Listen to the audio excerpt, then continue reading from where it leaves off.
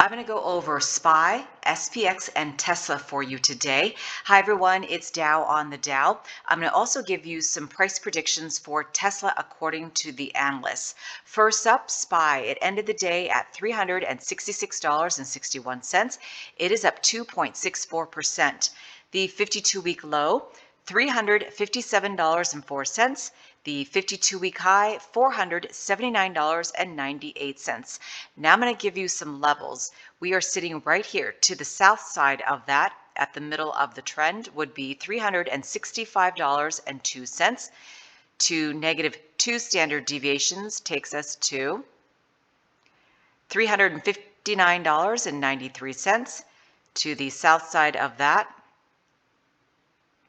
$357.45, and at -4 standard deviations, $354.97. Should we reverse to the upside, and that's a big if here, at 2 standard deviations takes us to $370.06, and at 3 standard deviations, that is roughly $372.57. And at 4 standard deviations, 375.26.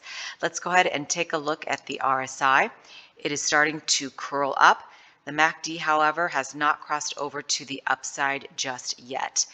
And let me point out a couple of things here.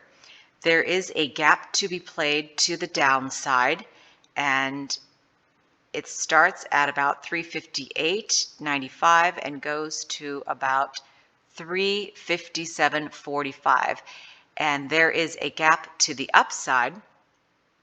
Should we go up at 368.45 and fills at about 370.02.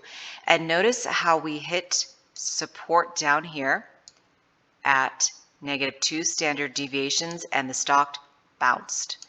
Whenever I see a stock hit support, there tends to be an uptick after that, and every time a stock hits resistance, there tends to be a sell-off, as you can see right here, the high, and it ripped to the downside. All right, let's take a look at SPX. We ended the day right here to the south side at the middle of the trend. Takes us to 36.38. Let me get rid of this.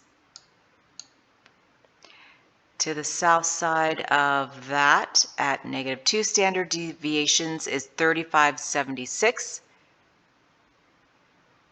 35.46, and finally at -4 would be 35.15. To the upside, 37.01, 37.31, and finally, at 4 standard deviations, 37.63. And note there are a few gaps to be played as well. Right here to the upside, this one starts at about 37.18 and fills at about 37.56, and another one starts at 36.85 and goes to 37.17, again to the upside on the 5-minute time frame. And to the downside, there's a gap that begins at about 36.15 and goes through 35.83. And there's a gap back here that started on roughly September 26th and filled roughly on the 27th, a day later. All right, and I'm only pointing out the big obvious gaps. I'm sure there are a lot of gaps that you see as well, but again, just the big ones that stick out. And let me go ahead and read a viewer's comment. Murat says he sees possibly a bounce back scenario to 37.40 or 4,100. And then to the deep downside would be 3,000 to about 2,900, down to the 2008 crisis trend. He could see that possibility there. And also, he does make a comment about Tesla, and I'll talk about that in a second. And I do want to point out one thing here. Notice how we hit a level of support, and what happens? The stock rips to the upside as well. Obviously, not straight up, but sideways, consolidates, goes up and down, psychs you out, and then goes up. And then right here, actually, I should take this down. I didn't mean to go that far up. Oops. Let's just delete that for now. And notice right here, the stock hit resistance at basically 2 standard deviations. And what did it do? It starts to fall. Whenever you see resistance on this graph, you can expect some sort of a sell-off as people take their profits and they run. It happened back here as well. And you can see that going back in time. Forget that. All right. Did I already show you the RSI? Now oh, let's just go on to the next one. It is not cooperating with me. Obviously, it's my error. But let's go ahead and take a look at Tesla on the 5-minute time frame. Oh, let me just delete this. This is just not. There we go. We are basically consolidating here. Tesla got some bad news. And hold on one second. Let me see if I can find the article. Where did it go? There was a great article on Tesla. It went down roughly 9%, did not make deliveries, but Oppenheimer says it is overstated and recommends basically buying when there is weakness, and there is weakness right now.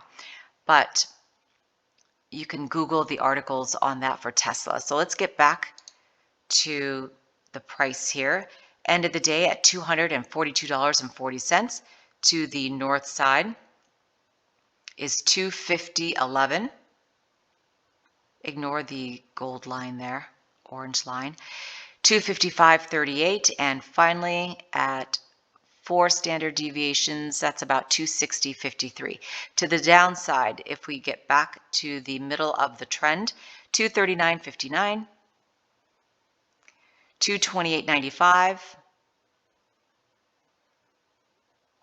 223.35, and finally roughly 217.86 on the 5-minute time frame.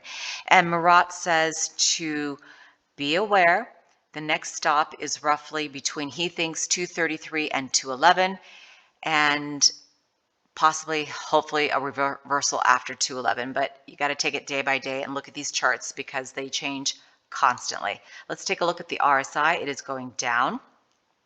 And the MACD, it appears that it is crossing over to the upside.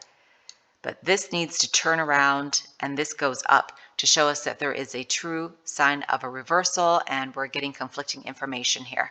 Let's go ahead and quickly take a look at this on the daily. To the south side, we are looking at right there on the line. Let me get my, there we go, 190.08. To the upside at the middle of the trend takes us to about 284.10. The RSI is hitting the oversold zone here at 30 and below, just kissing it. And the MACD is selling off, going down. So both of these are going down, which indicates on the daily time frame there's a sell-off that is continuing to happen. Let's take a look at this on the weekly time frame. The RSI going down, selling off. The MACD selling off, crossing to the downside as well.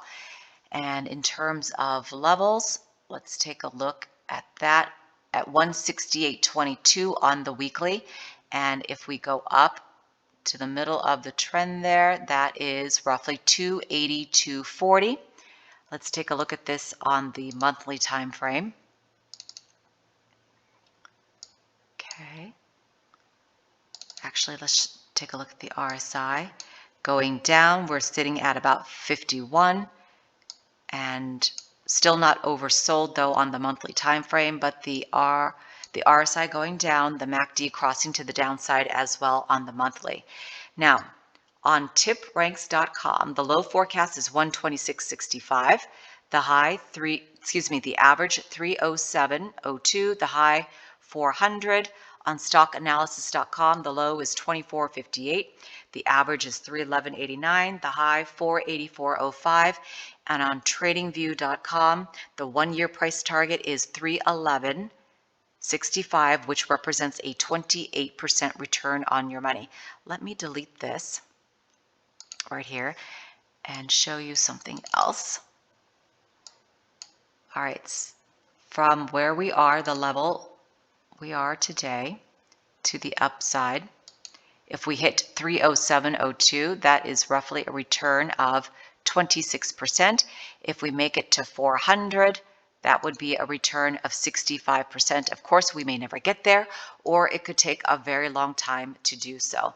And if we do make it to the 485 right here, that would be a return of roughly 100%. We'll keep our fingers crossed. Now, to the downside, should we make it to 126.65, that is a decrease of 47%. And if we make it to 24.58, which I do not think we'll get there, that is a decline of 89%. All right, that does it for me. If there is a stock that you would like me to go over, please let me know. And thank you so much for watching.